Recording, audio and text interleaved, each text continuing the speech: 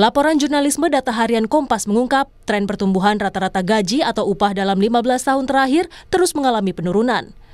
Pada tahun 2010, pertumbuhan rata-rata gaji atau upah mencapai angka 6,7%. Namun angka ini terus menurun hingga menjadi 3,5% di tahun 2023 dan 2,8% per tahun di tahun 2024. Penurunan rata-rata pertumbuhan gaji seiring dengan penurunan tingkat pengeluaran atau tingkat konsumsi masyarakat. Data Harian Kompas memperlihatkan pada tahun 2010 sampai 2014, rata-rata pertumbuhan pengeluaran masyarakat mencapai 12,6% per tahun. Di 2015 hingga 2019 turun menjadi 8,5% dan turun lagi ke 5,2% pada periode 2020 hingga 2024. Pertanyaannya, apa implikasi atau dampak dari fakta kenaikan gaji yang seret dan tingkat konsumsi warga yang terus turun? Sahabat pembelajar, berjumpa kembali bersama Imade Sidiasa Belajar Jadi Guru dalam Celotehan. Celoteh kita hari ini kita akan membahas tentang penurunan pengeluaran dan pertumbuhan gaji masyarakat di Indonesia dalam 15 tahun terakhir. Data menunjukkan bahwa rata-rata pengeluaran menurun drastis, dari 12,6% menjadi 2,8%, sementara pertumbuhan gaji juga mengalami penurunan signifikan, menyebabkan permasalahan daya beli dan gaya hidup masyarakat. Penurunan konsumsi ini menciptakan tantangan bagi perekonomian nasional yang bergantung pada sektor konsumsi. Selain itu, masyarakat harus mencari sumber pendapatan tambahan dan berhemat dalam pengeluaran sehari-hari. Nah, seperti apa beritanya? Mari kita simak bersama berita dari Kompas TV dengan judul berita kenaikan gaji seret dan daya beli warga turun. Apakah ini jadi alarm perekonomian nasional? Nah, seperti apa beritanya? Mari kita simak bersama. Namun sebelumnya, bagi sahabat pembelajar yang belum subscribe, silahkan subscribe, like, komen, dan share channel ini untuk mendapatkan celotehan terupdate. Bagaimana pendapat sahabat pembelajar? Silahkan sampaikan pendapatnya di kolom komentar.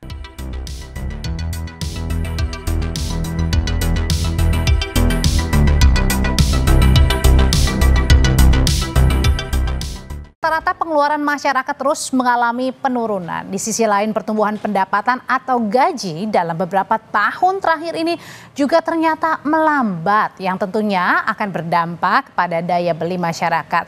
Kita lihat data-datanya, saudara, kita kupas. Yang pertama, rata-rata ini pertumbuhan pengeluaran masyarakat terus turun. Di periode 2010 hingga 2014, rata-rata pertumbuhan pengeluaran masyarakat mencapai 12,6%. Tapi kemudian di periode berikutnya 2015 hingga 2019 angkanya turun menjadi 8,5%. Dan periode 4 tahun berikutnya turun lagi ke angka 5,2%. Sementara itu, laporan jurnalisme Data Harian Kompas juga mengungkap rata-rata pertumbuhan gaji atau upah masyarakat juga terus menurun. Kita lihat di tahun 2022 saja misalnya, rata-rata pertumbuhan gaji sempat di angka 12,2%, tapi kemudian turun jadi 3,5% di 2023, turun lagi jadi 2,8% di tahun 2024. Like, comment, and subscribe. Dan share. Pertanyaannya, apa implikasi atau dampak dari fakta kenaikan gaji yang seret dan tingkat konsumsi warga yang terus turun? Bagaimana masyarakat juga pintar-pintar mensiasati, dan apakah ini jadi alarm bagi perekonomian nasional kita yang selama ini bergantung pada sektor konsumsi warga? Kita ulas usai tayangan berikut ini. Pengeluaran yang makin tinggi dengan penghasilan terbatas jadi tantangan masyarakat. Hidup hemat atau mencari penghasilan tambahan jadi pilihan untuk bertahan hidup seperti yang dialami Anggun Gunawan. Anggun adalah seorang dosen P3K di salah satu perguruan tinggi swasta di kawasan Jakarta Selatan. Ia selalu bersemangat saat mengajar mahasiswanya, meski gaji yang didapatnya belum cukup untuk memenuhi kebutuhan dirinya dan keluarga. Oke, kalau bicara tentang mensisiatinya, ya tidak ada strategi yang bisa saya lakukan gitu, karena memang pada akhirnya apa yang saya dapatkan belum sampai akhir bulan itu saya sudah kehabisan uang di rekening gitu. Seringkali saya harus meminjam uang kepada teman ataupun juga kepada saudara untuk bisa survive sampai akhir bulan gitu. Jadi itu yang terjadi sebenarnya. Jadi kalaupun penghematan yang saya jalankan sekarang itu sudah sangat berhemat gitu, sudah sangat basic dalam pemenuhan kebutuhan keluarga. Untuk membayar kontrakan, biaya sekolah, dan memenuhi kebutuhan sehari-hari lainnya, Anggun harus mencari penghasilan tambahan. Saya mencari penghasilan tambahan selain bekerja di kampus ini, saya juga mengajar di vokasi UI ya, termasuk juga menjadi tutor di universitas terbuka. Ya karena memang ketika misalnya apa yang saya dapatkan di sini tidak bisa memenuhi kebutuhan sehari-harinya, sehingga saya harus mencari penghasilan tambahan gitu. Nah selain mengajar, saya juga sebenarnya juga mengirimkan tulisan-tulisan ya, opini-opini saya ke berbagai media, sehingga beberapa itu ada yang mengasih honor juga gitu. Anggun merupakan gambaran dari sebagian masyarakat kita yang harus beradaptasi dengan kondisi perekonomian saat ini. Laporan jurnalisme data harian Kompas mengungkap tren pertumbuhan rata-rata gaji atau upah dalam 15 tahun terakhir terus mengalami penurunan. Pada tahun 2010, pertumbuhan rata-rata gaji atau upah mencapai angka 6,7%. Namun angka ini terus menurun hingga menjadi 3,5% di tahun 2023 dan 2,8% per tahun di tahun 2024. Penurunan rata-rata pertumbuhan gaji seiring dengan penurunan tingkat pengeluaran atau tingkat konsumsi masyarakat. Data harian Kompas memperlihatkan pada tahun 2010 sampai 2014, rata-rata pertumbuhan pengeluaran masyarakat mencapai 12,6% per tahun. Di 2015 hingga 2019 turun menjadi 8,5% dan turun lagi ke 5,2% pada periode 2020 hingga 2024. Laporan jurnalisme data Kompas mengungkap apa yang dilakukan masyarakat saat situasi ekonomi sulit. 43% responden menyatakan akan mencari sumber pendapatan tambahan, sedangkan 32,7% memilih akan berhemat. Selain itu, ada 15% responden yang berharap mendapat bantuan dari pemerintah. Hidup hemat sepertinya banyak menjadi pilihan masyarakat. Laporan jurnalisme data Kompas juga memperlihatkan jika sebelumnya masyarakat lebih banyak berbelanja kebutuhan non-makanan, kini mereka lebih memprioritaskan belanja untuk makanan. Di periode 2020-2024, pengeluaran untuk makanan mencapai 5,6%, lebih banyak dibanding pengeluaran bukan makanan yang hanya 4,9%. Bahkan di momen Ramadan jelang Lebaran, dalam 5 tahun terakhir pola konsumsi masyarakat menurun. Hal ini terlihat dalam data survei konsumen Bank Indonesia 2020 hingga 2024 yang diolah tim jurnalisme data Litbang Kompas. Proporsi belanja jelang Lebaran pada 2024 terendah dalam 5 tahun terakhir sejak 2020. Banyak pihak berharap situasi ini tidak terus berlanjut, mengingat perekonomian nasional banyak bergantung pada konsumsi masyarakatnya. Tim Liputan, Kompas TV. Laporan jurnalisme data harian Kompas mengungkap dalam 15 tahun terakhir gaji warga negara Indonesia seret naik. Tapi di sisi lain tingkat konsumsi atau pengeluaran masyarakat juga terus menurun. Lalu bagaimana membaca data-data ini? Bagaimana juga harus menyikapi situasi yang dihadapi bersama? Kita bahas bersama Wakil Kepala Des Investigasi dan Jurnalisme Data Harian Kompas, Putri Rosalina. Malam Mbak Putri. Selamat malam Mbak Audrey. Dan kita juga akan berbagi lebih dalam pengalamannya Pak Anggun Gunawani, Wakil Ketua Aliansi Dosen ASN Kemendikti. Malam Pak Anggun. Selamat malam Mbak Audrey. Pak Anggun, kalau tadi pada saat Bapak bilang kalau misalnya sekarang ini harus nyari peluang-peluang tambahan ya untuk menutupi pengeluaran-pengeluaran sehari karena setiap harinya gaji dosen nggak cukup ya Pak Anggun ya. Nah, itu dirasain sekarang ini atau sudah lama sebenarnya? Oke, jadi kebetulan saya bergabung di ADAKSI ya, Aliansi Dosen ASN Kemendikti Saintek. Jadi fenomena terkait dengan dosen yang itu berada di bawah upah minimum itu sebenarnya sudah terjadi sejak lama gitu kan ya. Misalnya contoh, saya akan berikan contoh yang sangat real. Untuk kawan-kawan dosen CPNS itu baru mendapatkan 2,3 juta per bulannya. Kemudian juga kalau saya sebagai P3K itu gaji pokok saya sekitar 3,3. Jadi memang kami sebagai dosen walaupun dari segi strata sosial ya dianggap sebagai kaum elit, kaum intelektual yang berada di middle upper gitu. Tapi dari segi finansial kami sebenarnya berada di model lower sebenarnya. Oh, jadi artinya kan pada saat orang-orang banyak mungkin yang beranggapan oke, kalau misalnya jadi dosen mungkin sejahtera begitu ya. Tadi ini bilang hidup di middle up begitu, tapi ternyata hal ini sangat tidak dirasakan Pak Anggun. Ini dirasakannya sekarang-sekarang ini atau memang sejak awal? Yang merasakannya tidak saya saja, Mbak, tapi kami ada sekitar 90.000 ya dosen ASN Kemdikbudristek di seluruh Indonesia yang merasakan bagaimana diskriminasi dari negara, di mana kami hanya diberikan gaji pokok ya dan beberapa tunjangan, tapi ada sebenarnya yang kami tuntut sekarang itu tukin. Nah, tukin ini merupakan salah satu. Oke, Pak Anggun, itu tadi diskriminasi negara, maksudnya apa tuh? Jadi kami sebagai ASN sebenarnya mendapatkan hak berdasarkan Undang-Undang ASN ya, Undang-Undang ASN apa nomornya Undang-Undang ASN nomor 5 tahun 2014 yang mengatakan bahwasanya setiap ASN itu mendapatkan tunjangan kinerja dan juga tunjangan kemahalan bagi kawan-kawan yang bekerja di 3T gitu kan ya.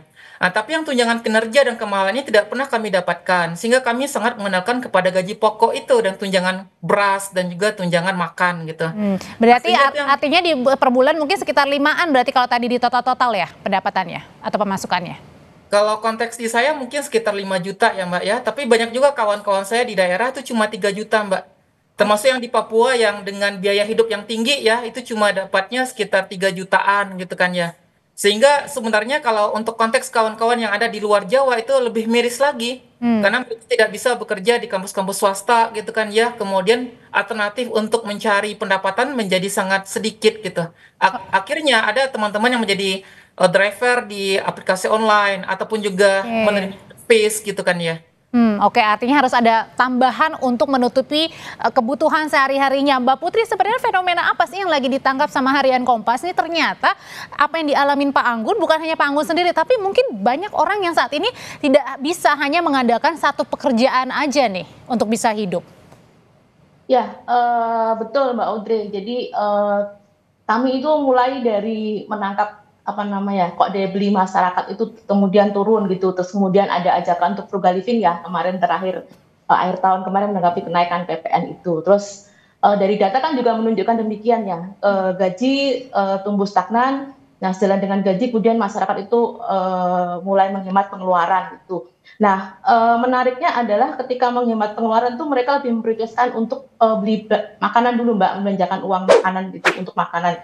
Jadi mereka mengurangi misalnya beli barang tahan lama, yaitu misalnya nggak beli kendaraan bermotor dulu gitu kan, bisa dicontohkan seperti Pak Anggun lampu motornya rusak gitu kan, jadi dibiarkan aja. Kemudian aneka barang dan jasa gitu, sebenarnya Pak, contoh Pakaian termasuk ya? betul, pakaian, jasa pendidikan itu juga ada salah satu narsum kami korban PHK itu namanya Mbak Alia, sampai anaknya itu diberhentikan dari sekolah PAUD gitu. Karena bayarannya 4 juta, jadi mendingan nunggu sampai usia TK dulu baru nanti dimasukkan lagi ke bangku pendidikan gitu Mbak. Padahal dulu Gambarannya tidak seperti itu ya, maksudnya dalam Ya, artian adalah betul. masih sanggup lah ya untuk ngapa-ngapain gitu ya Mbak? Ya, kan sebetulnya bukan hanya gaji stagnan ya. Kalau ngeliat sekarang itu banyak juga korban PHK ya. Mungkin latar belakangnya macam-macam ya, kayak Stritek itu mungkin kebijakan impor pakaian sehingga kemudian industri pakaian dalam negeri runtuh. Kemudian efisiensi anggaran pemerintah. Kemarin itu juga banyak juga misalnya honorer PU ya yang atau konsultan individu yang kena dampaknya gitu, atau yang kemarin terakhir ada beberapa juga perusahaan-perusahaan IT yang di PHK juga gitu. Jadi beberapa fakta bukan hanya gaji turun, kemudian banyak PHK, efisiensi anggaran itu yang melatar belakangi masyarakat untuk ngerem pengeluaran ya. Pengeluaran. Jadi memaksa hidup frugal lah, hidup hemat gitu, bukan lagi pilihan hidup Mbak. Gitu. Oke, bukan lagi kontennya banyakan healing-healing, tapi sekarang frugal ya hidupnya ya Mbak Putri ya. Betul, Oke, Kak, saya ya. mau nanya balik lagi ke Pak Anggun. Pak Anggun, gimana caranya bisa bertahan di situasi ekonomi ini? Dan kemudian juga ngaruh nggak sih Pak dengan kemudian kesehatan pikiran Bapak dengan tadi ya ditambah dengan PHK di mana-mana, kemudian kenaikan harga kenaikan harga di mana-mana yang akhirnya juga ini berdampak kepada pengeluaran yang terus naik nih. Oke, kalau kami di dosen, Mbak, memang pilihannya sangat berat ya. Kami sebagai dosen kan harus update ilmu terus gitu kan ya. Sebagaimana kata Prof. Stella, kami itu harus sebenarnya sebagai dosen harus memaparkan bahan perkuliahan berdasarkan riset gitu kan ya. Tapi memang dengan kondisi saat ini pilihannya menjadi berat. Kami harus membeli buku atau akses jurnal. Di sisi lain kami harus memenuhi kebutuhan anak-anak, misalnya seperti pampersnya, bayi itu Oke. kemudian susunya gitu. Sehingga pilihannya menjadi berat. Jadi kebanyakan dosen yang saya perhatikan ya itu selalu mengulang PPT yang sudah mungkin 2 atau 5 tahun lalu yang mereka bikin untuk mahasiswa mata kuliah yang sama gitu kan ya. Sehingga itu berulang karena memang akses untuk update itu menjadi sangat terbatas karena memang dari segi finansial mereka tidak bisa mendapatkan akses untuk seperti membeli buku misalnya gitu. Sehingga memang teman-teman pada akhirnya memang survivalnya dengan cara bekerja dengan profesi yang lain gitu kan ya. Oke. Kalau yang elitnya kan kami mengajar di kampus swasta, walaupun ada juga yang menyindir masa kok dosen di PTN ngajar di PTS gitu kan ya. Eh, Mau tapi nggak mau ya berarti sekarang ya? ya itu ya mau tak mau agar bisa survive kami ya harus melakukan itu pekerjaan yang lain gitu. Nah, efeknya adalah eh karena kami banyak ngamen di luar ya Mbak ya, harus banyak waktunya untuk pekerjaan yang lain sehingga memang pada akhirnya di home base kami sendiri atau tempat utama kami bekerja itu menjadi tidak fokus gitu. Oke. Tidak maksimal untuk memberikan pelayanan kepada mahasiswa. Oke, kemudian Mbak Putri, jadi kalau dihadapkan sama pertanyaan ke masyarakat gitu ya, mau yang mana nih? Mau mencari tambahan atau mengurangi pengeluaran? Jawabannya apa Mbak Putri rata-rata? Kalau dari hasil survei Kepemimpinan Nasional awal Januari lalu, porsi terbesar itu untuk tambahan penghasilan dulu 43%, baru sekitar seperempat responden 25% itu berhemat gitu. Jadi mereka berusaha dulu lah ya untuk menambah penghasilan seperti yang dilakukan oleh Pak Anggun. Mungkin juga kan mereka mau ngirit, yang diirit apa ya gitu kan. Sudah mentok apa yang diirit lagi gitu kan. Akhirnya yang memilih nambah dulu, kemudian dari tambahan itu mungkin ada hal yang bisa diirit gitu. Itu Mbak. Oh oke, ada juga nggak sih kepengenan masyarakat warganya sebenarnya gimana nih mereka pengennya di tengah kesulitan ini? Kalau dari hasil survei juga ya 2 hal itu kan Mbak ya, tapi ada juga tadi yang disebutkan mereka yang berharap bantuan pemerintah 15% gitu. Tapi rata-rata yang dilakukan oleh golongan menengah bawah dan bawah ya kalau nggak menambah penghasilan kemudian ya berhemat begitu Mbak yang dilakukan oleh golongan menengah bawah dan kelas bawah. Oke, Mas Anggun tadi kan dibilang tidak ada yang tidak dicairkan kalau apa tadi tukin ya atau tadi pada saat mengajar di 3T ya? Iya, ada tunjangan kemahalan Mbak untuk kawan-kawan dosen yang bekerja di 3T ya, daerah perbatasan atau daerah-daerah terluar di Indonesia. Itu tahu Mas berapa? Oke, kalau misalnya kita ambil patokan ya, jadi kami kalau sebagai jabatan fungsional itu sebagai dosen, itu seharusnya kami mungkin level terbawahnya ya di asisten ahli itu kami seharusnya mendapatkan sekitar 5 jutaan gitu sebagai asisten ahli. Kemudian juga nanti ada lektor, kemudian nanti ada guru besar yang mungkin sampai ya 19 jutaan gitu kan ya yang seharusnya diberikan oleh negara gitu. Saya nyambung lagi ke Mbak Putri tadi ya Mbak ya, selain survivalnya itu ya mencari pendapatan lain di luar pekerjaan utama ataupun juga menghemat gitu kan ya, walaupun ya memang benar jadi kita nggak ada lagi yang bisa dihemat gitu karena sudah minimalis sebenarnya. Atau mungkin nambah misalnya untuk pinjaman misalnya? Nah, itu yang terjadi Mbak sekarang. Dan kita sudah banyak mendapatkan informasi dari kawan-kawan dosen, itu sudah sampai terjebak dengan pinjol sebenarnya. Jadi kan kebanyakan kawan-kawan yang ASN ini kan menggadaikan SK-nya ya. SK sebagai ASN, sebagai dosen, kemudian untuk mendapatkan kredit dari bank. Itu sudah lama terjadi. Ketika misalnya lot ataupun juga batas maksimal untuk mendapatkan pinjaman ke perbankan itu sudah habis gitu kan ya. Akhirnya kawan-kawan banyak yang terjebak dengan pinjol Mbak, dan beberapa ada yang mengatakan saya sudah hopeless gitu kan ya. Kemudian juga ada beberapa yang cerita kepada kami itu mereka mau bunuh diri gitu. Apalagi kalau kita coba koneksikan ya dengan beberapa dosen Gen Z misalnya, di mana Gen Z itu dari segi mentalitas mereka sangat rapuh dan mereka nggak kuat digaji 2,3 juta gitu kan ya dengan status sebagai lulusan S2 atau S3 gitu. Iya, tidak terbayang kalau digaji seperti itu ya, apalagi hidup di Jakarta ya, Pak Anggun ya.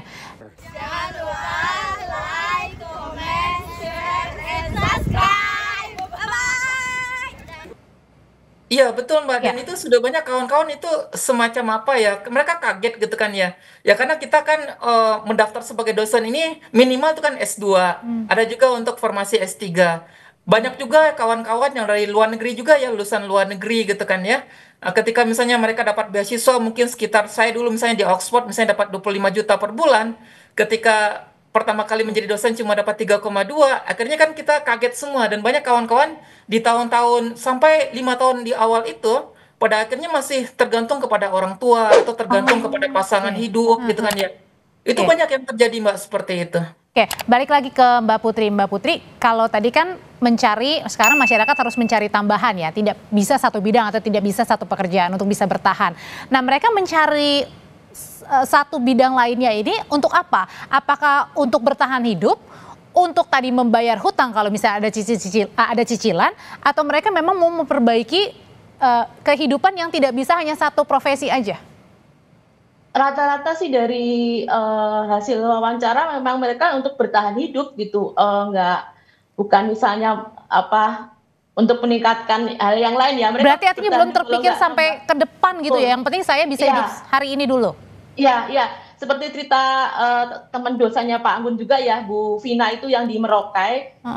Dia tuh selain dosen di salah satu kampus di Merauke, gajinya kalau nggak salah sekitar 3,3 juta. Bayangkan di Merauke yang yang cukup mahal ya biaya hidupnya itu 3,3 juta. Dia punya keluarga di Brebes yang harus mengirim uang setiap bulan di Brebes. Kemudian dia punya tambahan penghasilan itu ngajar anak les gitu kalau nggak salah dan mungkin nggak seberapa gitu. Sehingga tadi benar Pak Anggun cerita bahwa pinjol, tapi Bu Vina ini kemudian harus menggadaikan motor satu-satunya setiap akan pulang ke Jawa, ke Brebes gitu. Kalau nggak akan ada biaya pulang kan, biaya pulang dari Merauke ke Brebes itu mungkin sekitar 5 juta gitu.